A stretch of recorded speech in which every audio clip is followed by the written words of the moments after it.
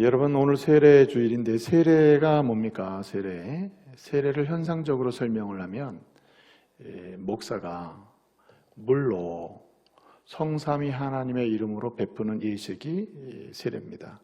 그럼 물로 뭐합니까? 물로 표시를 합니다. 표시. 그래서 목사가 물로 표시를 하는데 성삼위 하나님의 이름으로 베푸는 예식이 세례입니다. 그럼 우리 물로 성삼위 하나님의 이름으로 베풀 때 그 표시를 하는 게 세례인데 무엇을 표시하는 걸까요? 첫째는 예수 그리스도를 믿는 자들에게, 믿고 구원받은 자들에게 이 사람은 죄 씻음 받은 자입니다 라는 표시입니다. 죄 씻음 받은 자, 예수의 피로 죄를 씻음 받은 자임을 표시하는 게 바로 세례입니다. 두 번째는 이렇게 죄를 씻음 받은 자일 뿐만 아니라 죄 씻음 받고 그리스도와 연합된 자, 다른 말로 하면 하나님의 자녀가 된 자라는 사실을 표시하는 거예요. 그래서 물로 세례를 베푼다는 말은 이 사람은 예수를 믿고 그 피로 죄의 사함을 받았을 뿐만 아니라 이 사람은 그리스도와 연합되어 그리스도께서 하나님의 독생자이듯이 그리스도의 이름으로 이 사람은 하나님의 자녀가 된 자입니다 라는 사실을 표시하는 게 바로 세례입니다. 세 번째는 이렇게 하나님의 자녀가 됐을 뿐만 아니라 하나님의 자녀라는 사실을 표시함과 동시에 이 사람은 이미 하나님 나라의 백성이고 장차 하나님 나라에 확실하게 들어갈 사람임을 표시하는 겁니다. 그래서 세례는 세 가지를 표시합니다. 확정해 주는 거예요. 예수를 믿고 구원받은 어떤 사람으로 하여금 이 사람은 죄 씻음 받은 자요, 하나님의 자녀요, 이 사람은 하나님 나라의 백성인데 앞으로 확실히 하나님 나라에 들어갈 자이라는 것을 표시하는, 공적으로 표시하고 인치고 표시하는 이런 예식이 바로 세례입니다.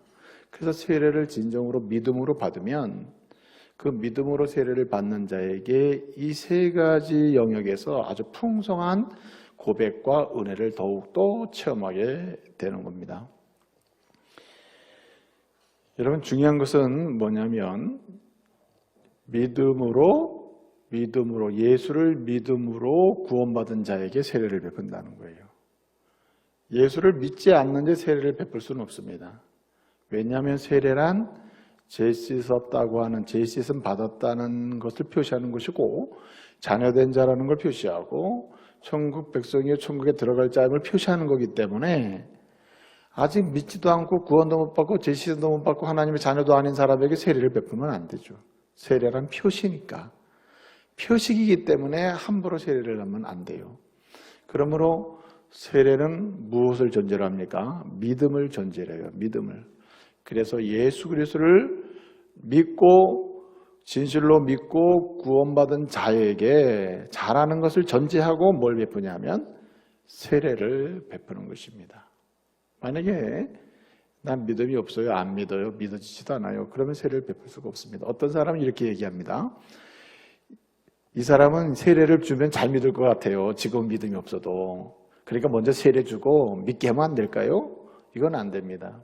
세례는 뭐 하는 사람? 예수를 구주로 믿는 사람이에요. 믿는 사람에게 세례를 베푸는 겁니다. 왜냐? 세례는 표시이기 때문에. 무슨 표시? 이미 제사함 받았다, 하나님의 자녀가 되었다, 그리고 무엇입니까? 천국 백성이 되었고요, 장차 천국에 들어갈 자라고 하는 것을 표시하는 예식이 세례이기 때문에 세례는 믿음으로 구원받은 자에게 베푸는 것입니다. 여러분, 예수를 믿고 구원받는다 하는 말은 죄를 용서받았다는 말 아니에요? 그리스도의 피로 죄 씻음 받고 용서받았다 하는 뜻입니다. 여러분, 골로새서 2장 12절 말씀을 보면 거기에 너희가 세례로 인하여 또 세례를 받음으로 그리스도와 함께 장사되었고 라는 말이 나옵니다. 이 말은 우리가 세례를 받는다는 말은 그리스도와 함께 죽는다는 말이고, 또 골로새 2장 12절 하반절을 보게 되면 너희가 믿음으로 말미암아 그리스도와 함께 다시 일으킴을 받았다 되어 있습니다. 한마디로 죄를 용서받고 새롭게 살아나게 되었다, 새 사람이 되었다는 뜻이거든요. 이 말은 죄 씻음을 받았다는 말입니다. 그래서 여러분 사도행전을 보게 되면 사도행전에 여러 사도들이 복음을 전하잖아요. 그 복음을 전할 때마다 사도들이 공통적으로 계속 강조하는 것 중에 하나가 너희가 세례를 받으라, 세례를 회개하고 세례를 받으라, 그리고 죄 씻음을 받으라 하는 말씀이 반복적으로 나와요.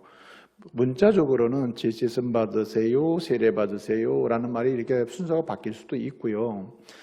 회개하세요, 세례 받으세요, 죄 씻음 받으세요 라는 말이 나올 수도 있고요. 회개하세요, 죄 씻음 받으세요, 세례를 받으세요, 이런 어순으로 나올 수 있습니다. 그런데 중요한 것은 뭐냐면 세례는 예수를 믿고 죄 씻음 받았다는 표시다. 표시. 이것이 강조되고 있는 겁니다. 여러분 구약 성경을 보게 되면 이 크게 물과 관련된 큰 사건이 세 개가 나옵니다. 구약 성경을 보면 여러분 물과 관련된 큰 사건이 뭐가 있습니까? 첫 번째 뭐가 있어요? 노아 홍수 사건이 있죠. 노아 홍수 다 죽었다. 그런데 하나님과 동행한 노아와 그 가족만은 살았다 하는 노아 홍수로부터 살아난 노아 가족 이야기가 나오죠. 두 번째 물과 관련된 큰 사건은 뭡니까? 이스라엘 백성들이 다 죽어야 되는데 안 죽었죠. 홍해 사건이죠. 홍해 도화 사건이 있잖아요. 홍해를 도화하는데 안 죽잖아요. 물이 갈라 그대로 물을 다 통과해서 다 살아나는 거 아닙니까? 세 번째 사건은 요단강 도화 사건입니다. 이스라엘 백성들이 이제 여호수아의 인도하에 가나안 땅에 들어가게 되는데 모압 평야에서 이제 요단강을 건너 여리고 성을 정복하기 위해서 들어가는 장면이 나오는데 그때 요단강을 건넙니다. 그래서 이 세 사건은 구약에서 세례를 예표해 주는 대표적인 사건입니다. 물과 관련된 거잖아요, 물. 근데 여러분 보세요. 이 노아 홍수 사건은 다 죽는데 사는 거 아닙니까? 노아는 살잖아요. 물 속에서 사는 거 아닙니까? 다 죽는데 노아는 삽니다. 사는 이유가 어디 있습니까? 그냥 물 속에는 원래 죽는 겁니다. 그런데 물 속에서 삽니다. 왜 살아요? 하나님과 동행했기 때문에 사는 겁니다. 하나님과 함께하기 때문에 사는 거예요. 하나님으로 인하여 물 속에서도 사는 것입니다. 이것은 무엇을 보여주는 거냐 하면 제 씻음, 예수 그리스도로 인하여 씻음 받은 자는 한마디로 주님과 함께하는 자는 산다는 생명을 얻는다는 중요한 사실을 보여주는 세례의 예표 사건이에요. 세례를 보여주는 사건입니다. 근데 여러분 또 한 가지 있다 그랬죠. 자 보세요. 세례란 이 사람이 예수를 믿고 그 피로 죄 씻음 받은 자라는 표시이고 두 번째 뭐라 그랬습니까? 그리스도와 연합되어 누구의 자녀가? 하나님의 자녀가 된 자라는 표시가 세례입니다. 이 말은 뭐냐면 지금까지의 삶과는 전혀 다른 삶을 새롭게 시작하는 하나님의 사람이라는 뜻이에요. 여러분 구약성경에서 물과 관련된 가장 두 번째 큰 사건이 이제 홍해 사건인데, 홍해 도화 사건인데, 이 홍해 도화 사건은 홍해를 걷는과 동시에 이전의 삶은 다 버리고 이제는 비록 광야가 기다리고 있지만 삶 자체가 어떻게 해요? 새로워진다는 것을 의미해요. 네? 하나님의 백성으로 새로워진다. 그래서 이스라엘 백성들이 광야로 들어간 다음에 가장 먼저 하나님이 그들에게 주신 은혜가 뭐냐면 시내산에서 언약을 세우는 겁니다. 나는 너의 하나님이 되고 너희는 나의 백성이 되리라 하시는 은혜의 말씀을 줘요. 그래서 이 홍해 사건은 신약의 세례를 예표하는데 신약의 세례의 예표 중에 어떤 의미를 강조하냐면 이전 삶은 버리고 이제 주 안에서 새로운 삶을 사는 사람이다. 한마디로 하나님의 자녀의 삶을 사는 사람이 되었다 하는 것을 강조하는 예표적 사건이 바로 홍해 도화 사건입니다. 그리고 여러분 세례가 세 번째로 뭘 표시한다 그랬습니까? 이 사람은 하나님의 백성이요, 하나님 나라 천국의 백성이요, 장차 천국에 분명히 들어갈 사람이라는 사실을 표시한다라고 말씀을 드렸잖아요. 그래서 요단강 도화 사건의 그 물 사건은 대표적으로 세례를 마지막으로 예표하는 사건인데, 이 요단강 도화 사건이 보여주는 세례 예표의 의미는 뭐냐면 이제 새로운 곳으로 들어간다는 뜻입니다. 요단강 건너 어디로 가요? 가나안 들어가잖아요. 가나안. 새로운 나라 백성으로, 새로운 하나님의 공동체로 들어간다는 것을 강조하는 세례의 예표 사건이 바로 요단강 도화 사건이에요. 그래서 이 구약 성경에 나오는 세 개의 사건, 즉 노아 홍수 사건, 그 다음에 홍해 도화 사건, 그리고 요단강 도화 이 사건, 이 세 사건은 세례란 뭐냐? 예수를 믿고 구원받은 사람이 죄수임 받았다는 표시요. 그 다음에 하나님의 자녀로 새 삶을 살게 되었다는 표시요. 그리고 천국의 백성이요, 천국에 반드시 들어갈 자라는 사실을 표시하는 거룩한 예식이 바로 세례라. 그래서 세 사건 자체는 세례 전체를 예표해 주는 겁니다. 여러분에게 묻습니다. 그러면 세례가 먼저입니까? 아니면 믿음이 먼저입니까? 여러분, 예수 그리스도를 믿음으로 말미암아 구원받은 자들에게 이 사람은 예수를 믿고 죄 용서 받았구나, 받은 자다, 하나님의 자녀다, 천국 백성이 천국에 들어갈 자구나 하는 사실을 표시한다요. 뭘로? 세례로 표시한단 말이에요. 물로. 그러면 묻습니다. 믿음이 먼저예요? 아니면 세례가 먼저예요? 어째 이렇게 대답도 안 하고, 예? 정말 전부 주무시는지 눈만 지그시 껐다 껌뻑껌뻑하고 왜 이러고 있는지 모르겠네요. 자, 보세요. 세례는 믿음으로 구원받은 자, 곧 제시선 받은 자, 자녀된 자, 하나님 백성 된 자를 표시하는 거라니까. 그러니까 세례 받음으로 이 사람이 제시선 받게 된 것도 아니고, 세례를 받았다고 해가지고 이 사람이 천국 백성이 된 것도 아니에요. 이미 천국 백성이 되었다, 예수 믿고 죄를 용서받게 되었다. 잘 들어보세요. 그리고 천국 백성이 되었다는 사실을 뭘로? 물로 표시하는 거예요. 그러므로 여러분, 세례보다 중요한 것은 뭐냐면 예수를 구주로 믿는 게 중요한 거예요. 예수를 믿어야 무슨 세례를 받는 거라니까. 믿지 않으면 세례를 그래서 줄 수가 없는 것입니다. 그러니까 믿음이 중요한 거예요. 믿음이 있는 곳에 제사함도 있고, 믿음이 있는 곳에 자녀됨이 있고, 믿음이 있는 곳에 천국 백성이 되는 은혜도 임하는 거예요. 이렇게 은혜 받은 자임을 공적으로 표시하는 게 뭐라고요? 세례입니다. 그럼 여러분 생각에 그러면 세례 안 받아도 되네요. 왜냐하면 믿음으로 구원받는 거니까 세례 안 받아도 천국 가는 거 지장 없고 이미 용서받는 거 지장 없는데 무슨 세례를 받냐고 이렇게 생각하는 사람이 있다 이 말입니다. 이전에 김재준 목사님이라는 분이 계셨는데, 여러분 한국의 초대교회 당시에 아주 유명한 부흥사 중에 김익두 목사님이라는 분이 계셨습니다. 이 김익두 목사님이 이제 부흥회를 하는 데서 거기 참석했다가 어린 나이에 성령의 은혜를 받았어요. 그래서 예수밖에는 내 소망이 없구나. 그래서 예수를 믿고 구주로 믿고 죄사함의 은혜를 체험하고 구원을 받아 하나님의 자녀가 된 거예요. 이 친구가 이제 서울 와서 공부를 하는데, 이분이 어디 교회를 다녔냐면 승동교회라는, 지금도 승동교회 있습니다. 종로에 가면 있어요. 승동교회를 다닌 겁니다. 그래서 이제 그 승동교회 그 당시에 담임하시는 목사님이 김용구 목사님이셨는데, 김용구 목사님이 얘기를 하는 거예요. 김재준 학생, 이제 예수를 믿고 구원받은 사람이므로 이제 세례를 받으라고. 그러니까 이 김재준 학생이 나 예수 믿고 구원받았는데 세례 안 받으면 어때요? 안 받을래요? 이렇게 얘기한 거예요. 그러니까 목사님 받으라고.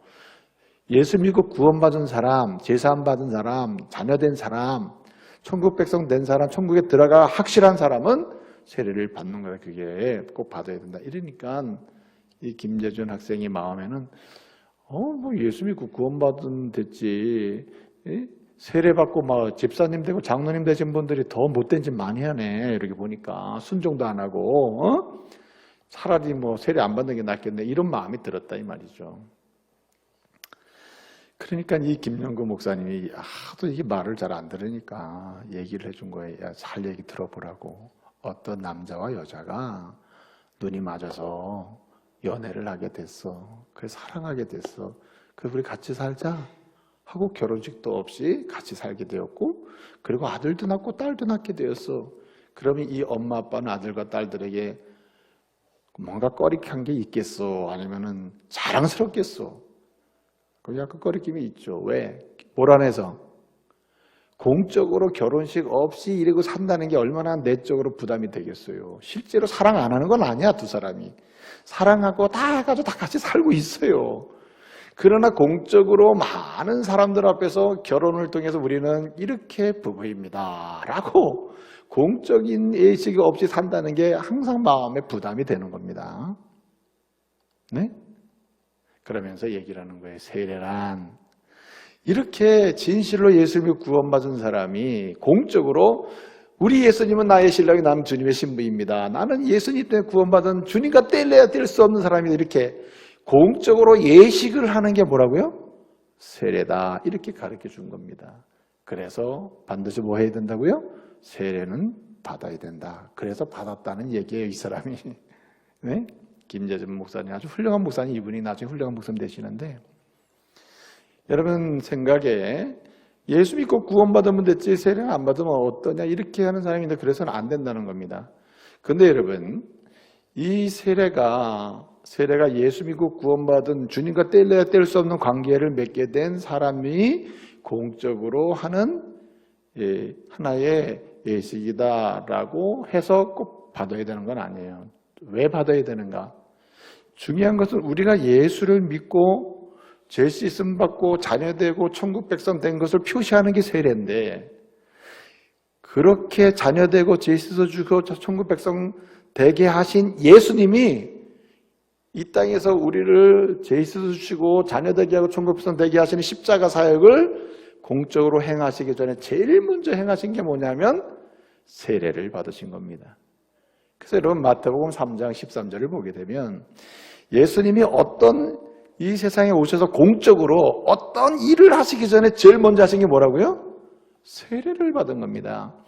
여러분 세례는 뭐 하는 거라 했어요? 죄가 있는 사람이 이제 죄 씻음 받았다는 표시고, 근데 예수님이 죄가 있어요? 없지 않습니까? 그런데 예수님은 죄가 없는데 죄 씻음의 표시인 세례를 받으셨다고. 그 다음에 세례는 뭡니까? 하나님의 자녀 되었다고 하는 표시 아니에요? 우리 예수님은 본래 독생자이십니다. 하나님의 아들이셔요. 이거 표시고 뭐고 필요가 없는 겁니다. 그런데도 세례를 받으셨단 말이에요. 자, 우리 예수님은 본래 천국의 보좌에 계시는 분입니다. 하늘 보좌 버리시고 이 땅에 오신 분이에요. 근데 이 세례는 뭐라 그랬어요? 천국 백성이라는 표시요, 천국에 들어갈 자라는 표시인데 우리 예수님께 무슨 표시가 필요하겠어요? 그런데 여러분 보세요. 우리 예수님은 이렇게 죄 씻음의 표시요, 또 자녀됨의 표시요, 천국 백성이요, 천국에 들어간 자의 표시인 세례를 친히 누구를 통해서? 세례 요한을 통해서 친히 받으셨다. 여러분 세례 요한에게 나가서 우리 예수님 세례를 받으시고자 할 때 세례 요한이 당연히 예수님도 나한테 받으셔야 됩니다라고 세례를 베풀었습니까? 아니면 아니 예수님은 도대체 받을 이유도 없고 나한테 받아서도 안 되는 분인데 왜 여기 세례를 받으십니까? 하고 당황해하면서 세례를 베풀었습니까? 성경을 보게 되면 세례요한이 얼마나 당황해요. 아니 예수님은 죄도 없는데 왜 세례를 받으십니까? 독생자이신데 왜 세례를 받으셔요? 천국 보좌의 임금이신데 왜 세례를 받으셔요? 주님은 받으셨으면 안 됩니다. 나한테 받으셔도 안 돼요. 제가 베풀 수가 없어요. 주님 뭐라 그러십니까? 때가 이르렀다. 베풀어라. 주님이 모범을 보이셨다는 말입니다. 왜 모범을 보이셨을 거야? 앞으로 내 이름으로 내가 이룬 십자가의 사역을 통해서 죄사함 받고 자녀되고 하나님의 백성이 된 모든 사람은 공적으로 이렇게 되었다, 이렇게 된 사람인 것을 누구처럼? 내가 모범을 보인 것처럼 그렇게 세례를 받아서 세상 모든 사람들에게서 이 사람은 죄 용서받은 자요, 하나님의 자녀요, 천국 백성이라는 강한 사실을 세상 만방에 공포하라는 얘기입니다. 그래서 우리는 세례를 받아야 돼요. 근데 더 중요한 게 있습니다. 우리 예수님이 마태복음 3장에서부터 시작이 돼요. 공적인 사역이 시작돼가지고 마태복음 28장에서 마치잖아요. 우리 예수님이 십자가를 다 사역을 완성하시고 이제 그 이름만 믿기만 하면은 제시 있음 받고 자녀되고 천국 백성 되는 이 놀라운 복음의 역사를 싹 완성해 주시고 이제 주셨잖아요. 그리고 우리 예수님이 죽으시고 부활하십니다.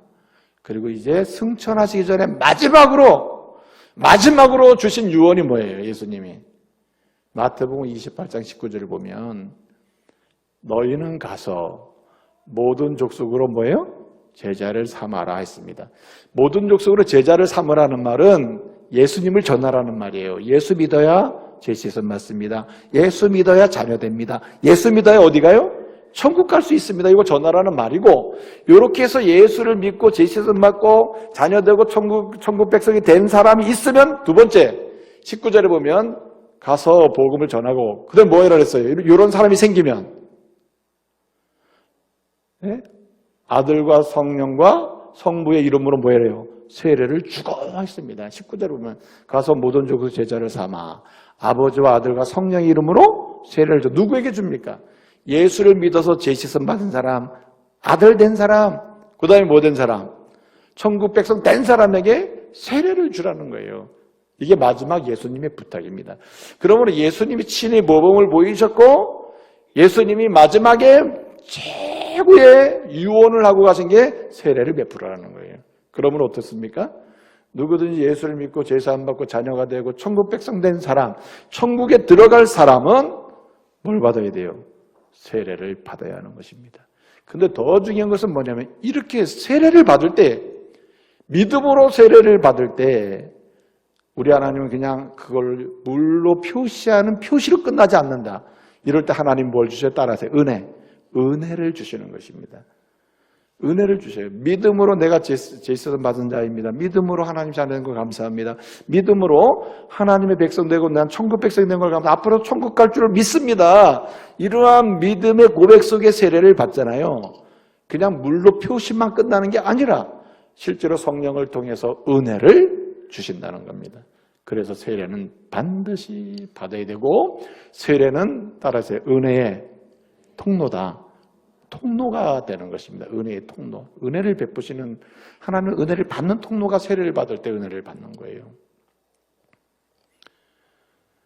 그러므로 저와 여러분이 세례를 이미 받은 자라면, 그리고 세례를 앞으로 받을 자라면, 그리고 앞으로 세례를 받기를 소원하는 자라면 우리는 항상 어떤 고백을 가지고 있어야 돼? 나는 예수를 믿어 제사 안 받고 하나님의 자녀가 되고 천국 백성이 되고 천국 들어갈 확실한 하나님의 자녀임을 확신하고 그 믿음으로 살아야 할 줄로 믿습니다.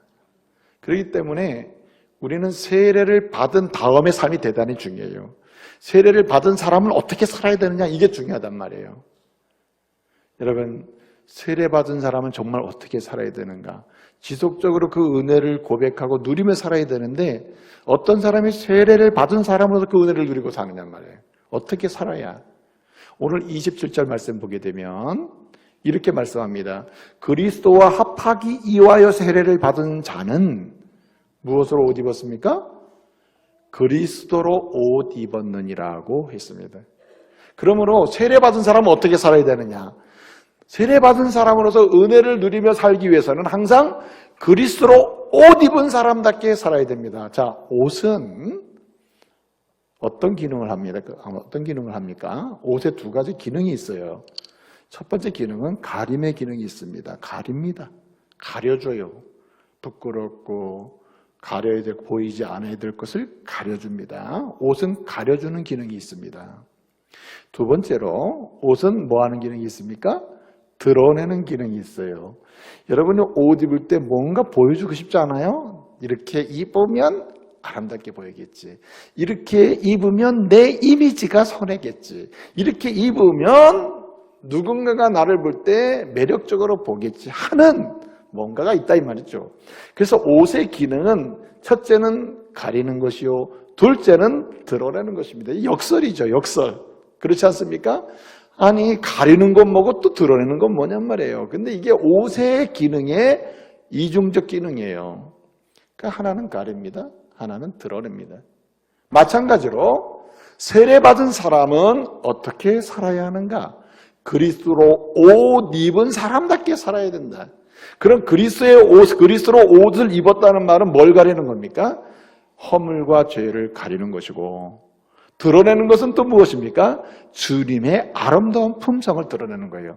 그래서 그리스도로 옷 입은 사람은 항상 어디에 있든지 주님의 모습을 드러내며 사는 거죠.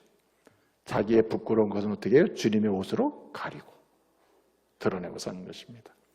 그러므로 여러분, 세례받은 믿음의 형제자매 여러분, 우리는 늘 그리스도로 인하여 우리의 부끄러움을 가리고 용서받고 회개하고 사는 사람이 되어야 하고, 동시에 우리는 주님의 품성이 내 품성이 되어서 아름답게 드러나며 살아야 되는, 주님을 자랑하며 사는 이런 하나님의 가족 되어야 할 줄로 믿습니다. 구체적으로 어떻게 하면 될까요? 구체적으로 제가 세 가지를 말씀을 드리려고 합니다. 첫째는 한번 따라해 보세요. 평생 거룩하게. 평생 거룩하게 살아야 합니다. 여러분, 그리스도로 옷 입은 사람답게 사는 첫 번째 방법은 평생 거룩하게 사는 겁니다. 거룩하게. 여러분, 그리스도의 옷을 입었다고 말하지 않습니다. 오늘 본문은 무엇으로 옷 입었어요? 그리스도로 옷 입었다 그랬어요. 그리스도의 어떤 옷을 입은 게 아니라 그리스도로 옷 입었다 그랬습니다. 그러니까 이 말은 뭐냐면 어떻게 사는 것인가? 그리스도가 거룩하신 것처럼 우리도 거룩하게 사는 거예요. 예수님이 왜 오셨습니까? 거룩하지 못한 죄를 씻어주시고 하나님의 자녀되게 하기 위해서 오셨잖아요. 한마디로 주님처럼 거룩한 하나님의 자녀가 되게 하기 위해서 오셨다. 그러면 우리의 삶은 어떻습니까? 거룩하게 살아야 되는 거예요. 평생 뭐하게? 거룩하게. 여러분, 우리가 세례를 받는다, 예수를 믿고 구원받아 세례를 받는다는 말은 변화를 의미합니다. 변화. 예수를 믿고 내가 자녀가 됐다, 제신받 다 변화 아니에요. 변화. 변화된 거 아닙니까? 여러분, 구체적으로 세 가지 여기에서 변화가 일어나요. 첫째, 죄인이 뭐가 됩니까? 의인이 됩니다.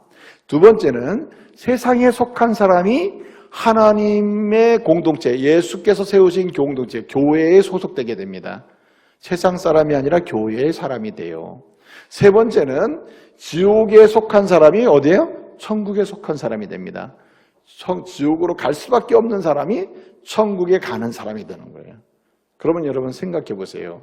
죄인이 의인이 되고, 세상 사람이 교회 사람이 되고, 그 다음에 지옥으로 가야 될 사람이 천국 사람이 된다면 지옥, 교회, 의인, 이 세 가지 단어가 공통적으로 품고 있는 의미는 뭡니까? 거룩입니다. 거룩이다. 죄인과 의인을 구분하는 게 뭐예요? 거룩이죠. 교회와 세상을 구분하는 게 뭡니까? 여러분, 건물로서 교회를 생각하면 안 되고 주님이 주님의 피값으로 사셔서 새롭게 만든 공동체가 교회인데, 교회와 세상의 차이는 뭡니까? 거룩이죠. 거룩. 지옥과 천국의 차이가 뭐예요? 거룩이에요. 거룩하지 않는 자들, 거룩한 자들의 차이라.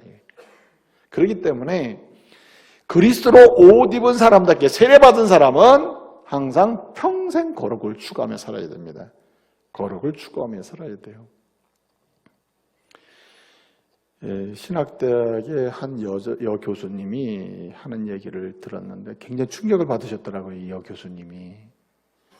어떻게 충격을 받았냐면, 여러분, 신학대학은 안 그런 대학도 있습니다. 일반 대학 많은 대부분의 신학대학은 입학 조건이 세례받은 자 이렇게 되어 있습니다. 세례받은 자. 세례를 받지 않으면 신학대학에서 입학을 안 시켜버려요. 세례받은 자만 신학대학에 입학을 시킨다고요. 그런 대학인데 그 대학에서 이제 학생들을 가르치는 여교수님이 계셨습니다. 이 여교수님이 어느 날 화장실을 간 거예요. 화장실을. 여교수님이 남자 화장실 가지는 않잖아요. 여자 화장실을 갔겠죠. 가서 볼일을 보고 손을 씻고 있는데 갑자기 저 화장실이 쭉 있는 중간에서 이 두 사람이 대화하는 소리가 나더래요. 그래서 일부러 들으려고 한 건데 들리니까 들었는데, 내용인즉 그 한가운데 화장실 두 칸에 친구가 양쪽에 들어간 거예요. 그래서 친구가 들어갔는데 한쪽에 있는 자매가 얘기를 하는 거야. 죽을 뻔했다. 진짜 죽는 줄 알았네. 그랬더니 옆에 있는 그 볼일 보는 자매가 얘기를 하는 거예요. 너 왜 그러니? 그러니까 임신인 줄 알았어. 임신인 줄 알았어. 야, 조심해. 아유, 큰일 날 뻔했다 얘. 이런 얘기가 오고 가더라는 거예요.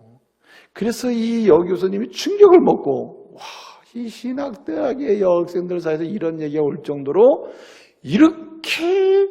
이렇게 불의하고 이렇게 타락하고 음란해졌구나. 시대가 막 가고 있구나. 이런 걸 깨달았다는 거예요.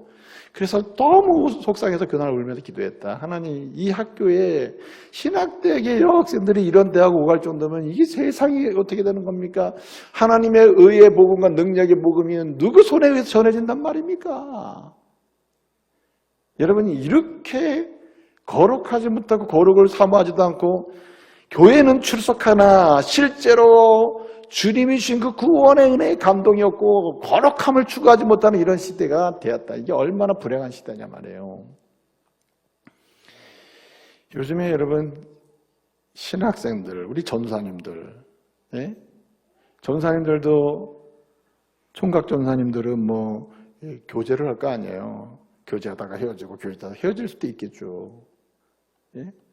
근데 여러분 이 전사님들조차도 젊은 전사님들이 물론 이게 뭐 여러분 정욕이 있고 여러 가지 불타는 열정이 있고 뭐 그래서 그런지 모르겠지만 이런 하나님의 은혜의 복음을 또 전해서 세례를 베풀고 장차 그 손으로 세례를 베풀고 그리고 하나님의 자녀를 세워야 될 일꾼을 세워야 될 이런 사역자들조차도 그 젊은 시절에 연애를 하는데 이 자매석이다 저 자매석이다 또 헤어지고 또 이렇게 세워질 수는 있죠. 그런데 그런 교제하는 가운데 여간이나 모태를 전전하고 산다 이거예요. 이런 시대가 되었다. 이래가지고 하나님의 은혜의 복음이 전파될 때 어떤 역사가 일어날까 이거예요. 기막힌 일이 벌어지고 있는 것입니다. 하나님은 아신다는 거예요. 중요한 건. 하나님은 이 시대에 누구를 쓰실까? 여러분 평생 거룩을 사모하는 자들을 하나님 쓰셔요. 하나님은 어떤 사람들에게서 하나님의 일꾼을 키워낼까? 거룩한 사람에게서 키워내요. 그러니까 하나님은 심은 대로 거둔다니까요. 그러므로 여러분 오늘 이 시점까지 지난 날 때문에 얽매일 필요는 없으나 여러분 정리가 필요해요. 한번 매듭이 필요해요. 주님, 내가 세례받은 자인데 나도 평생 거룩한 하나님의 사람으로 쓰임받기를 원합니다. 그런 관점에서 회개를 하고 이후의 삶 속에서는 여러분의 거룩을 추구하는 하나님의 젊은이들이요 하나님의 사람들이 되시기를 말씀으로 축복합니다. 이것이 필요한 거예요. 여러분 잠언 28장 13절의 말씀 보면 자기 죄를 숨기는 자는 따라서 형통치 못하다. 절대 형통하지 못한다. 주님이 반드시 결정적인 순간에 끌어내려요. 심은 대로 끌어내립니다. 그런데 여러분 잠언 28장 14절에 뭐라고 말씀하십니까? 자기 죄를 고백하고 회개하고 그리고 자기 죄를 멀리하고 버리는 사람, 그 사람은 반드시 주님이 기억해 주신다. 은혜를 주십니다. 지금까지 해온 것 또 반복하고 또 반복하고 알면서 반복하고 그런 하나님의 거룩을 아예 저버리고 세례는 거룩한 백성의 자녀됨을 표시하는 것인데 그런 은혜를 받고도 그렇게 막 살아간다면은 주님은 그 인생이 뭐 보나 마나 여러분 반복되는 거예요. 반복돼. 그래서는 안 된다는 거죠. 그러므로 여러분 우리 세례받은 자는 평생 거룩을 추구하는 삶을 사는데 이 일을 위하여 우리는 날마다 뭐 해야 돼요? 구원의 간격에 항상 포로가 돼 있어야 돼요.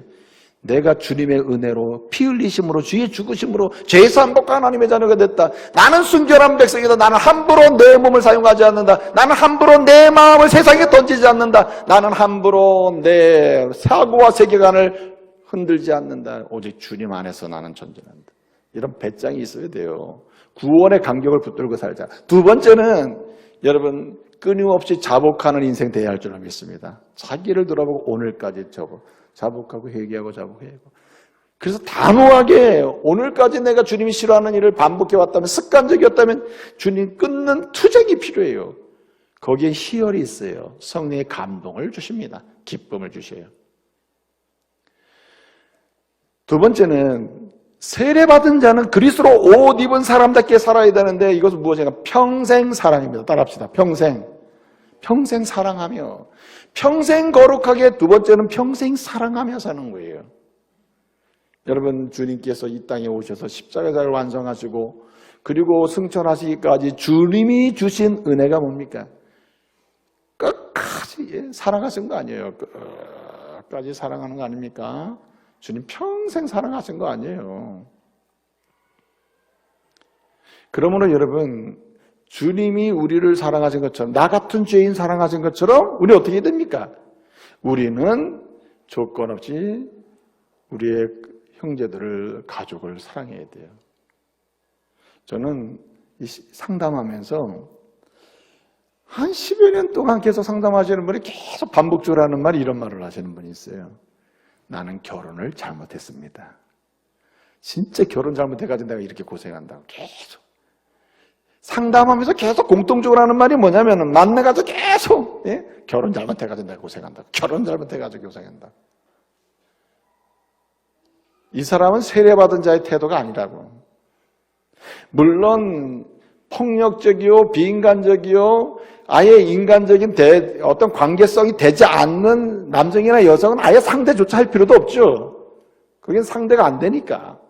그런데 여러분, 기본적으로 관계가 이루고 삶이 되는 그런 부부의 삶이라면 애초부터 이 사람 내가 결혼 잘못했다, 결혼 잘못했다 이러고 산다면 이건 주님 세례받은 자의 태도가 아니라고.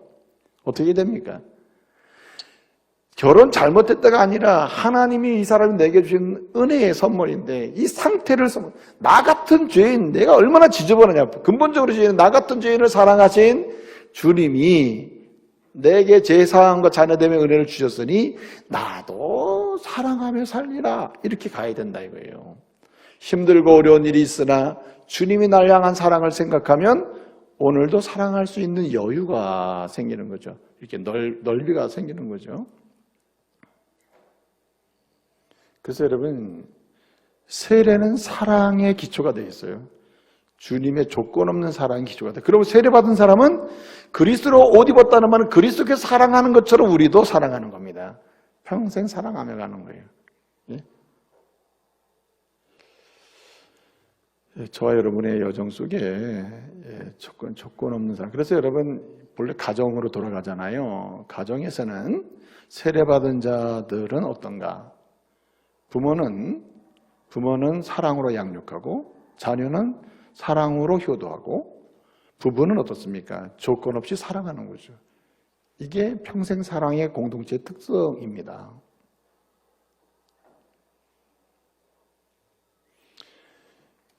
여러분, 우리가 이 평생 사랑하고 산다는 것은, 사랑을 연습해야 한다는 것은요, 점점 성숙을 지향합니다. 그냥 완벽하게 처음부터 던져지는 게 아니에요. 주님이 나를 사랑하신 것처럼 나도 평생 사랑하리라. 그러면 사람이 차별 없이 귀하게 보이기 시작해요. 그래서 오늘 28절 말씀 보게 되면 우쿠 애니 우데라는 말이 나와요. 이 히브리어 문법 중에 우쿠 애니, 그리고 A 우데 B라는 말이 나와요. 이건 A든지 B든지라는 뜻이거든요. 28절에 보면 헬라인이든지 이방인이든지, 또 뭐라 그랬습니까? 자유자든지 종이든지, 또 뭐라 그랬어요? 우쿠 애니카이라는 말이 마지막에 나와요. 이게 무슨 얘기냐면 남자든지 여자든지 상관없이 다 파한테스, 모두 다 열애 없이 상관없이 우리는 이들을 어떻게 해야 돼요? 조건 없이 사랑하고 인정해야 된다는 거죠. 여러분, 오랜 인간의 역사 속에서, 타락한 인간의 역사 속에서 3대 장벽이 있어요. 3대 장벽. 3대 비인간적 장벽이 있는데 그것이 뭐냐 하면 바로 인종적 차별이에요. 인종적 차별.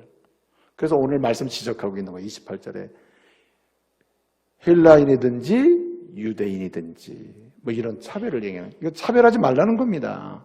그래서 안 된다. 그 다음에 두 번째 인류 역사 속에서 이 비인간적인 그 장벽이 뭐냐면, 오늘 여기 말씀 보게 되면 신분적 차별이에요. 신분적 차별. 신분이 높은 사람이 낮은 사람을, 낮은 사람은 야이 무시해버리는 거죠. 뭐라 합니까? 자유자나 종이나, 이렇게 얘기하는 거죠. 세 번째 장벽이 뭡니까? 이것은 성적 차별이에요. 남자든지 여자든지. 여러분 남녀 차별 많이 하잖아요. 그런데 세례받은 자는 이 3대 역사 속의 장벽을 과감하게 깨는 사람이 돼야 한다는 거예요. 왜? 주님이 조건 없이 우리를 사랑하시듯이 우리도 남성을 인정하고 여성을 인정하고 종을 그대로 가치 있는 인격적으로 인정하고 자유자를 인정하고 그 다음에 우리가 생각하는 대로 인정하고 싶은 인종은 높이 평가하고 그렇지 않은 인종은 비하시키는 이런 사람이 돼서는 안 된다 이거죠. 여러분 한국 사람만큼 인종적 차별이 심한 나라가 없어요. 예? 한국 사람들은 그냥 흑인만 지나가도 쳐다봐 그냥 한참 쳐다봐요. 백인 지나가면 안 쳐다봐. 그게 왜 그래요? 이게 차별이 엄청난 차별이죠. 예? 이 세례를 받은 사람에게서 여러분 평생 사랑의 특징 중에 하나가 뭐냐면 바로 차별 없이 대우해 주는 겁니다. 차별 없이. 그래서 여러분 본래 예수를 믿는 사람이 삶의 태도 중에 가장 중요한 것 중에 하나가 뭐냐면 가장 연약한 자를 가장 귀하게 여기는 의도적 태도가 필요해요. 의도적인 태도가 필요해요. 가장 연약한 자를 가장 귀하게 대하려고 하는 태도가 필요하다고요. 여러분 이렇게 어디를 가면 사람을 대우를 하잖아요. 제가 어느 날 어떤 회의를 갔습니다. 회의를 갔는데 그날 어떻게 좀 하다 보니까 이제 양복도 좀 허름한 거. 이제 오늘 양복은 괜찮잖아요, 그렇죠? 근데 그날은 양복도 허름한 거 입고 신발도 좀 허름한 거 신고 이상하게 분위기가 그렇게 됐어요. 이렇게 가가지고 저쪽 끝에 이렇게 앉아 있더니 어떤 분이 와가지고 막 야단을 치는 거예요. 당신이 여기 앉으면 안 된다는 거예요. 그래서 왜 그러냐 그랬더니 여기 앉을 사람 따로 있는데 여기 앉아서 뒤로 가라고 뒤로. 그래서 제가 알았습니다. 그냥 뒤로 가겠습니다. 뒤로 가서 앉아 있었거든요. 한참 있더니까 김미영 목사님 오셨습니까? 예, 전데요? 그러니까, 예? 그 사람이 이름을 부르면 날 부르더라고. 그래서, 예, 제 김미영 목사인데, 그랬더니, 아이고, 김미영 목사님이서, 미안해요. 나는 그냥 아저씨인 줄 알고, 그래가지고 그냥 뒤로 가라 그랬다는 거야. 이게 얼마나 황당한 이야기입니까? 그죠? 아니, 누구는 뒤로 막 보내고, 누구는 앞에 앉아도 되고, 이런 경우가 세상에 어딨냐고.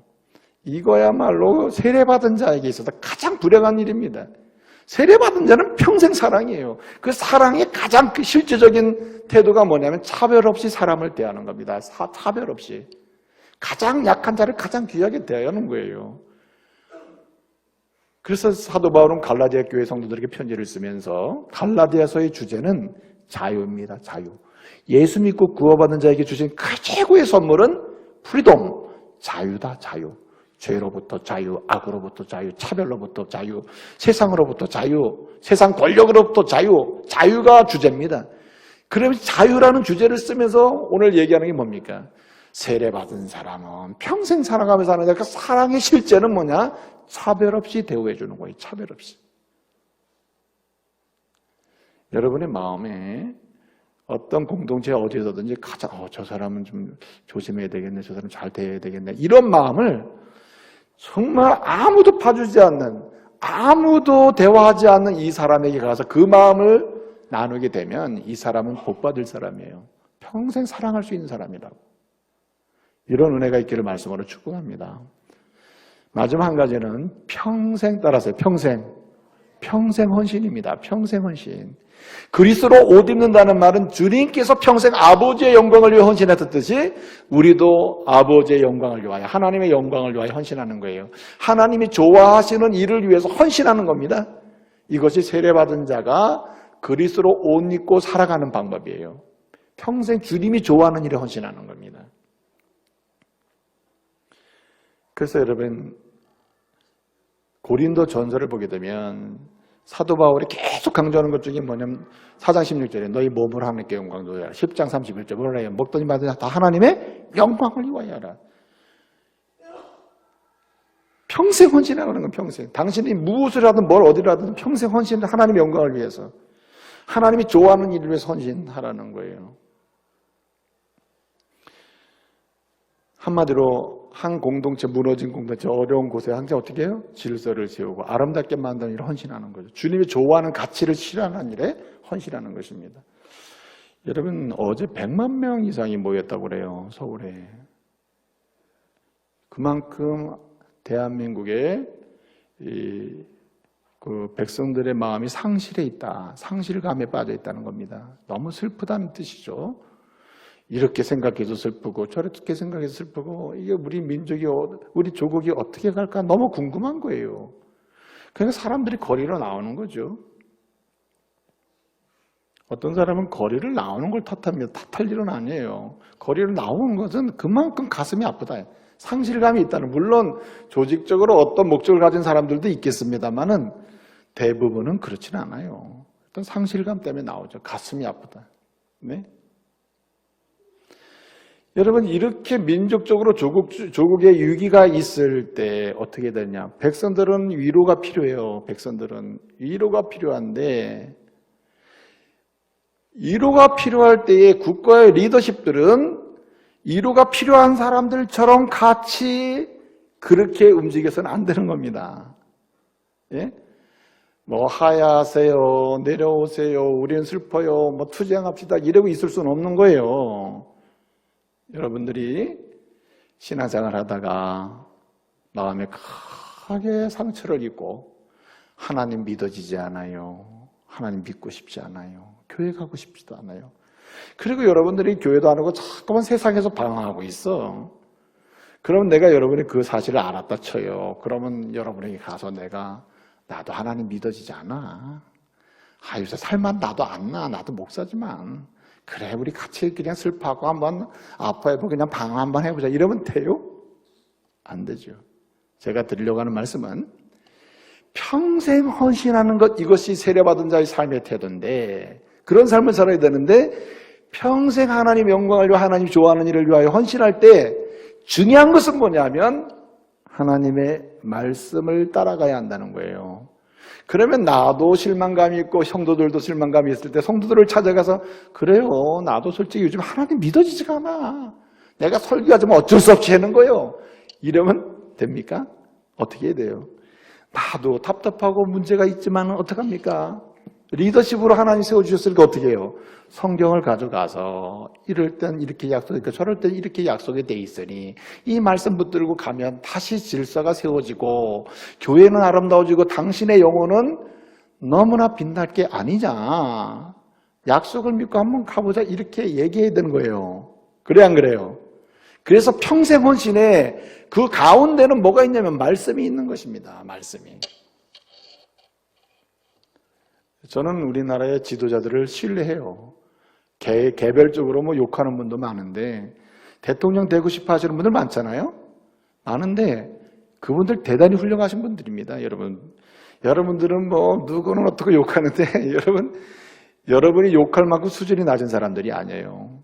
대통령 되겠다고 하시는 이 각 당에 그 후보들이 있습니다. 뭐 3명 있고 4명 있고 많은데 한 분 한 분 따져보면 대단히 훌륭한 분들이에요. 자, 그리고 각 정당이 있습니다. 각 정당의 리더십들이 있어요. 원내대표도 있고 정당 대표도 있고 그분들 함부로 얘기할 게 아니에요. 뭐 누구는 어떻고 그렇게 얘기할 게 아니에요. 여러분들 그분들 앞에 서면 여러분 비교도 안 돼요. 여러분 저 자신을 봐도 그분들 앞에 가가지고 뭘 얘기를 하면 그분들의 정치적 감각과 뭐 그런 세계관과 연결을 해보면요 함부로 말할 수 있는 상대는 아닙니다. 하나님이 이 조국을 위해서 세우신 각각의 후보들입니다. 후보들. 예? 국회의원들 말입니다. 여러분들이 뭐 국회의원 왜 그러냐고 물론 욕을 먹는 분도 있습니다만 대단한 분들이 하나님이 세우실 때는 이유가 있어요. 그렇기 때문에 여러분 그분들은 책임이 있다고요. 예? 그렇게 국가를 위해서 리더십으로 세움받은 사람 대통령 후보들은 책임이 있어요. 그냥 남들이 데모한다고 해가지고 같이 데모하고 그냥 시간을 보내고 있으면 안 된다고 이분들은 뭐 해야 됩니까? 법에 따라서 우리가 말씀을 따라서 이 조국을 위해 헌신할 수 있듯이 그분들은 헌법에 따라서 조국을 위해서 헌신해야 될 사람들이에요. 백성들이 슬퍼하고 아파하고 괴로워하고 이러면 어떻게 됩니까? 그래요. 동의해 갑니다. 얼마나 힘듭니까? 우리가 신속하게 헌법에 따라서 국가의 법에 따라서 이것을 빨리 안정시키고 조국을 빛나도록 만들어 보겠습니다. 그리고 이게 찾아내야 될 사람들이 그들이라고. 우리는 못해요. 그들은 할 수 있습니다. 국회의원들도 할 수 있고 정당 대표도 할 수 있고 다 할 수 있는, 그러니까 우리는 기도해야 되는 겁니다. 그들이야말로 이런 상황에서 헌법에 따라서 법에 따라서 가장 좋은 방법을 찾아내게 해주십시오. 여러분 뭐 대통령 하야라 그만두라 그랬는데 평범한 국민들은 그렇게 말할 수 있습니다. 답답하니까. 근데 여러분 아무리 하야라고 해도 대통령이 그만두지 않으면 헌법에 어떻게 할 수가 없는 거예요. 그러면 여러분 보세요. 탄핵을 하든 아니면 탄핵은 뭐 헌정 준단이니까 그러면 안 되고, 예를 들어서 책임 총리로 가서 뭔가 총리 체제를 가지고 이 안정을 시키기 위해서 한다 그러면 뭔가 그 방법을 누가 찾아내냐? 우리는 못 찾아. 헌법에 따라서 그들이 찾아낼 리더십들이, 이 일을 잘하는 지도자들이 대통령도 될 수 있고 뭐도 될 수 있고 다 할 수 있는 겁니다. 이런 지도자가 많은 나라가 행복한 나라죠. 그래서 여러분 평생 우리가 헌신하는 세례받은 자로 살려면 말씀을 가져가야 되고, 그리고 삶의 자리에서 정치인들은, 국가의 지도자들은 헌법을 가져가야 되는, 헌법을. 우리가 어떻게 기도해야 되느냐? 이 심각한 대한민국과 위기의 조국을 위해서 기도해야 될 것은, 주여 우리를 대표해서 세워주시는 정치 지도자들, 법률가들, 국회의원들, 정당 대표들, 각종 다양한 대통령 후보들, 하고 싶어 하시는 분들, 이분들에게 지혜를 주셔서 헌법을 가지고 오늘 이 난국을 풀어갈 수 있는 가장 좋은 안을 만들어내게 해주십시오. 여러분 이렇게 기도하시기를 말씀으로 축복합니다. 여기서 파워가 나오는 거예요. 조국의 건강한 사회가 나오는 거예요. 저는 요즘에 이제 제가 알고 있는 국회의원들에게 전화하잖아요. 지금이야말로 국회의원다운 국회의원이 나올 때다. 지금이야말로 그냥 최고의 리더십이 지금이야말로 나올 때다. 지금. 예? 지금이야말로 어떻게 하느냐에 따라 지금 대통령 될 사람이 누구냐 이게 그림을 그려볼 수 있는 때다. 예? 지금이야말로 수권 정당이 어떤 정당인지 확인할 수 있는 좋은 때다. 뭐 할 때? 헌법에 따라서 가장 좋은 해결 방안을 찾아내는 거예요. 여러분 그래서 우리 기독교인들은 뭐 해야 됩니까? 기도해야 되는 거예요. 뭘 붙들고? 말씀을 붙들고 기도해야 돼요. 세례받은 자는 기도가 파워입니다. 기도하는 곳에 지혜가 나오고 능력이 나와요. 이제 말씀을 마치겠습니다. 여러분 세례받은 자는 그리스도로 옷 입고 사는 자들이에요. 그때 주님이 은혜를 주십니다. 세 가지 방식이 있네요. 평생 뭐하게? 거룩하게 추구해야 돼요. 거룩은 추구해야 돼요. 둘째, 평생 사랑하며. 셋째, 평생 어떻게 해요? 주님의 영광을 위해서 헌신하며 가게 되면 하나님께서 저와 여러분의 생애의 복을 주시고 은혜로 채우실 줄로 믿습니다. 기도하겠습니다.